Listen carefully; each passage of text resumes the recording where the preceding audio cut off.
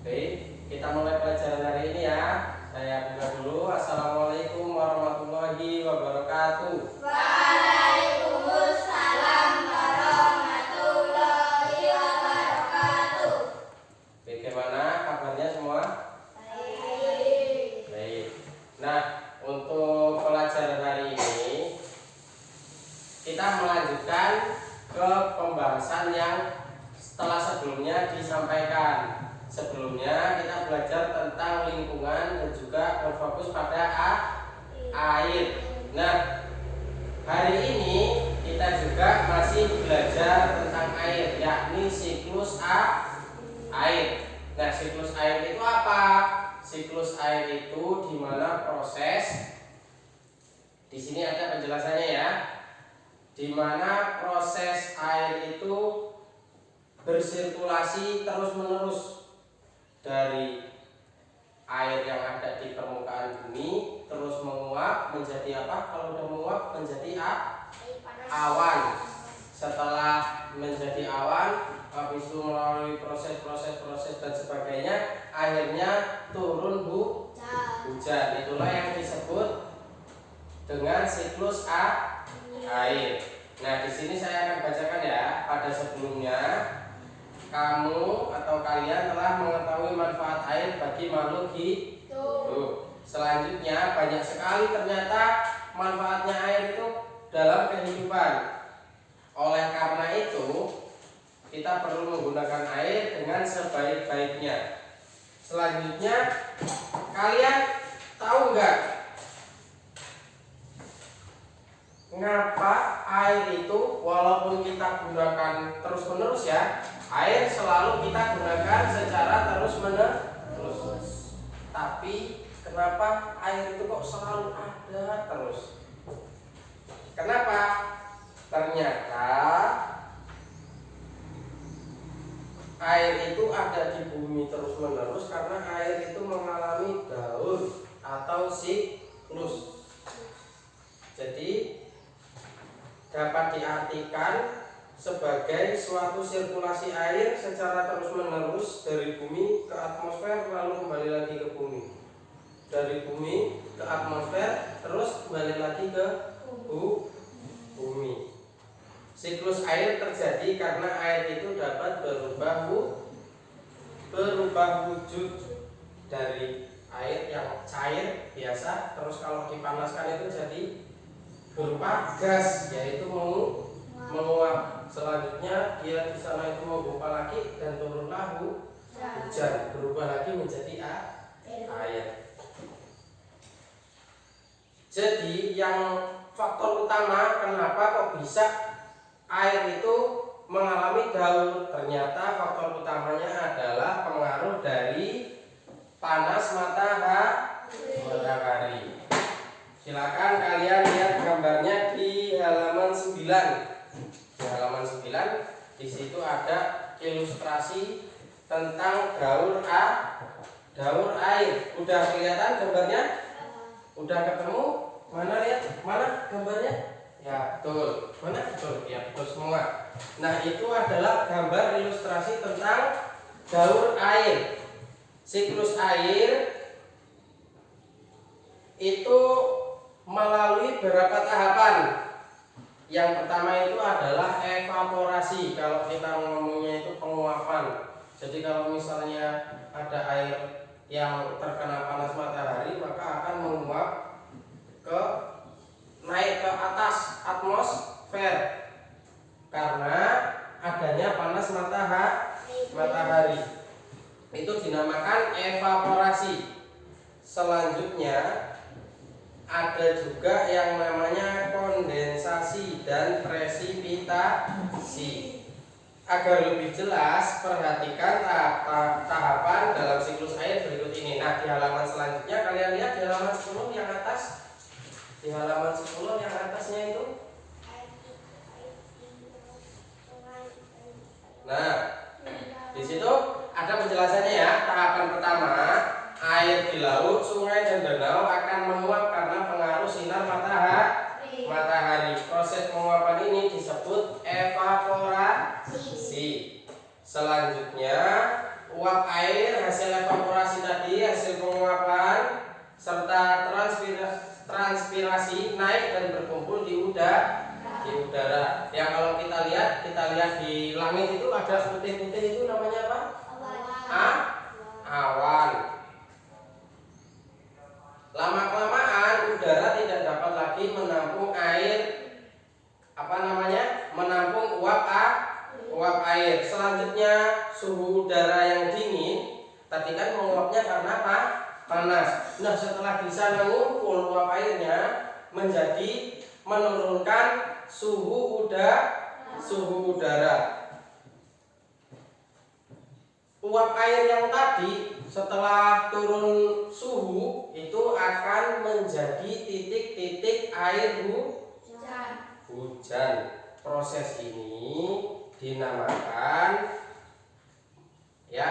tadi menjadi titik-titik air yang disebut awan ya. Proses ini mengumpulkan dari uap-uap air yang sedikit-sedikit terus mengumpul di sana menjadi awan. Ini dinamakan proses kondensasi. Selanjutnya,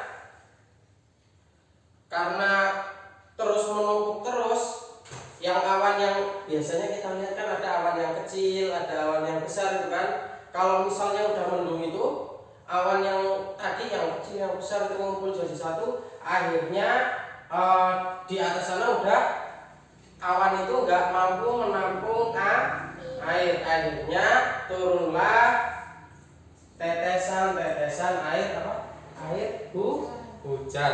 Benar sekali, pinter ya. Air apa? Air hujan. Nah, selanjutnya air hujan yang jatuh ke bumi itu sebagian meresap ke dalam tanah. Ke dalam apa? Ke dalam tanah. Jangan lemah dong, ya. Ke dalam tanah. Ada juga yang sebagian itu mengalir di permukaan. Contohnya yang mengalir di permukaan itu air apa? Air sungai. Terus air apa lagi? Air laut. Ada air apa lagi? Air danau dan lain-lain. Ada juga yang air yang udah meresap itu tadi itu muncul ke permukaan tanah yang dinamakan sumber mata air. Mata air, bukan air mata ya. Sumber mata air. Selanjutnya, kejadian yang tadi, yang di awal tadi, air yang mengalir itu tadi, airnya menguap lagi karena ada panas. Terus mengumpul jadi awan atau disebut juga kondensasi. Setelah jadi awan ngumpul jadi awan mendung, akhirnya turun hujan. Habis itu ngalir lagi di permukaan, ada yang diserap, ada yang dimanfaatkan oleh tanaman dan lain-lain. Jadi itu adalah pembahasan tentang siklus air. Ada yang mau bertanya atau mungkin kurang paham tentang siklus air? Paham semua? Baik, kalau udah paham semua, kita lanjut ke pembahasan yang selanjutnya. Kalau tadi kita membahas tentang siklus air, itu adalah pelajaran ilmu pengetahuan alam atau IPA. Nah, yang akan kita bahas di sini selanjutnya adalah pembahasan tentang bahasa Indonesia. Di sini ada judulnya itu di halaman 10 yang tahu sendiri. C, kelihatan udah? Coba bacakan. Dio, coba bacakan. Ya, baca judulnya aja. Penentuan urutan cerita dalam teks fiksi. Nah, ada yang namanya teks fiksi. Kalau sebelumnya udah dipelajari itu tentang cerita non fiksi atau teks non fiksi. Kalau yang teks terus ada dua itu, terus bedanya apa? Nah, bedanya itu apa? Kalau non fiksi adalah teks yang harus berdasarkan kenyataan. Contohnya apa?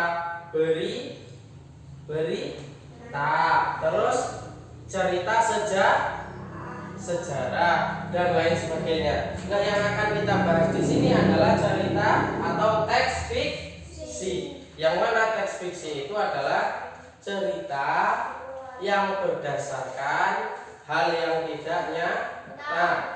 Bisa dari hayalan, karangan dan lain-lain. Contohnya apa?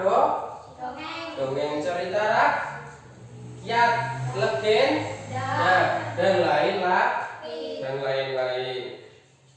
Nah, urutan cerita itu kalau cerita non fiksi itu ada 6 urutannya. Yang pertama ada pengenalan situasi cerita. Dibaca ya sambil dilihat di bacaan yang ada di halaman 10 itu, yang C. Nah, yang ada di sini nih. Sambil dibaca sambil mendengarkan ya. Yang pertama pengenalan situasi cerita. Di sini ada pengenalan para tokoh serta menyusun adegan dan hubungan antar tokoh. Selanjutnya yang kedua ada pengungkapan peristiwa, yakni menyajikan peristiwa awal yang menimbulkan berbagai masalah bagi para tokohnya. Selanjutnya pemunculan masalah, terjadi peningkatan perhatian, puncak masalah, bagian cerita yang paling mendebarkan. Yang kelima ada penyelesaian masalah. Nah, kalau sudah ada masalah harus diselesaikan.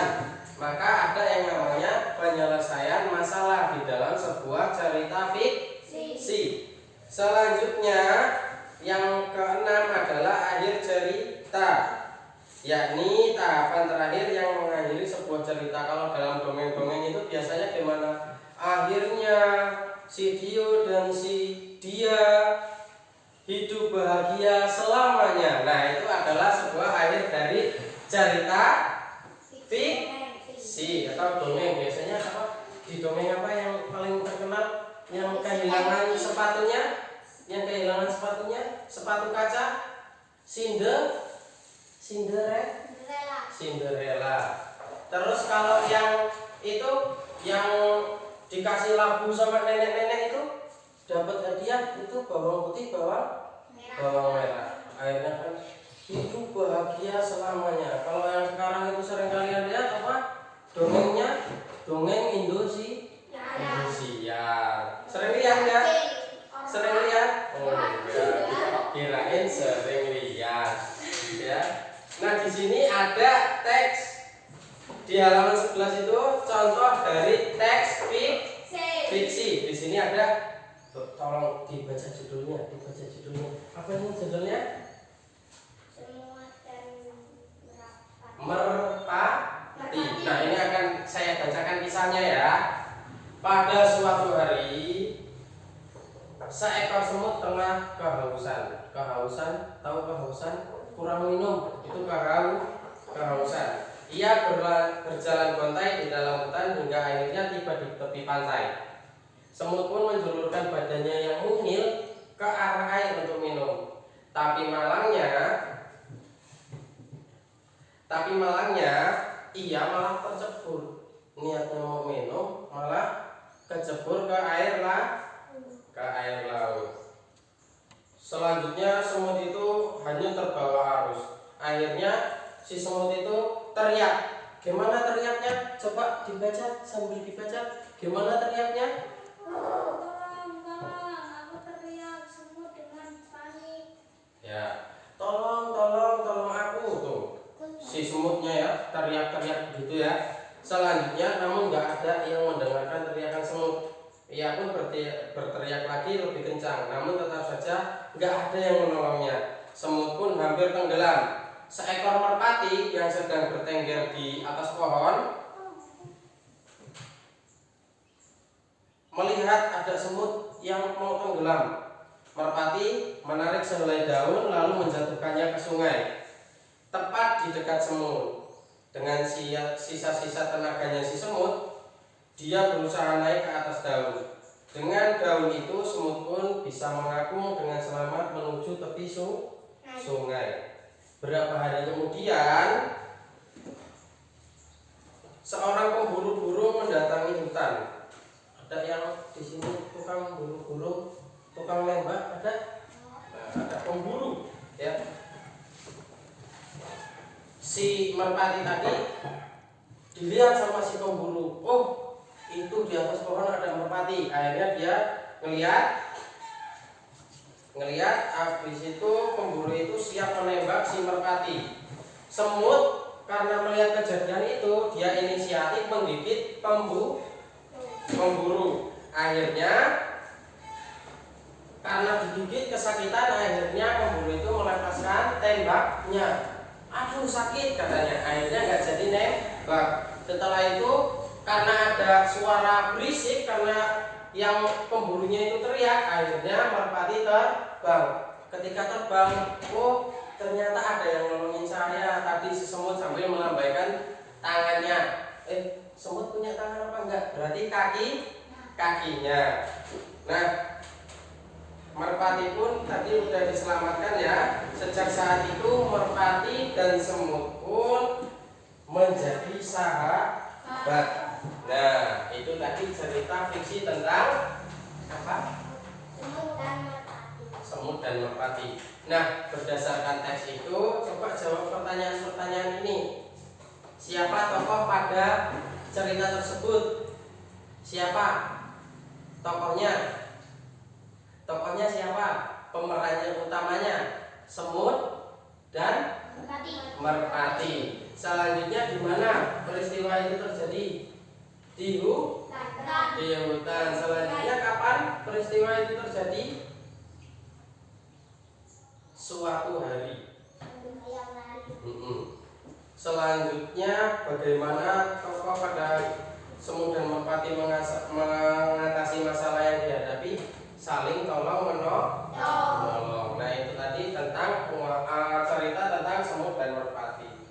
Nah, jadi itu ya tadi pembahasan tentang cerita non fiksi. Cerita fiksi. Kalau yang non fiksi itu berdasarkan kenyataan, kalau yang fiksi itu hanyalah khayalan. Paham sampai sini? Paham. Baik, coba saya tanya dulu, hari ini tadi belajar apa aja? Yang kita pelajari tadi tentang siklus air, dan juga satu lagi apa? Cerita fiksi. Baik, mungkin cukup sekian ya untuk pelajaran hari ini. Silakan berdoa, cukup sampai kifaratul majlis saja. Paham? Silakan dipimpin doanya oleh ketua kelas. Silakan.